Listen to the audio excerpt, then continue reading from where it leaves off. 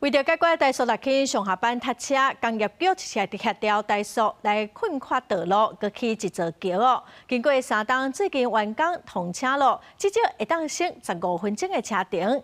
也毋过哦，要接这座桥的路有将近1公里拢无设青红灯。云林县政府就表示讲，因会来研究来证实。怠速落去每天处理车辆大约4000台，每到上下班的时间，真侪车辆会行工业路通往这门口。 嘛，定造成交通塌条的。为了改善塞车的情形，分散车流，工业局协调怠速进行云林线的扩跨工程，以及跨越隔离水道桥梁新建。这个月16号完工通车，5公里，差了5公里。哦，这样算起来，你上班的时间差了多少？差20分钟吧。看我们北岸个限速行太慢了，限速是40而已。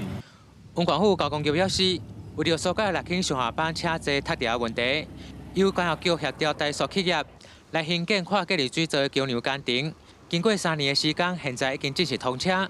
但嘛民众认为，云林线这桥梁1公里外路段拢无设青红灯，恐惊有交通安全疑虑。唔好要行较近的行，保下边才行入去人庄内，莫安尼乌白走啊！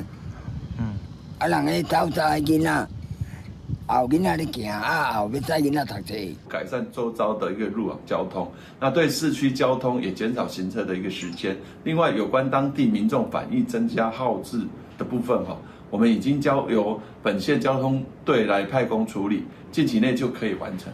交通局表示，跨隔离水道桥梁已规定，在今年6月完成公告定数为道路使用，希望会当改善分流通往六轻的车辆。而六轻就讲，会搁宣导要入场的车辆。 避免开离邻近的社区，影响到当地人车安全。公司新闻王永云林报道。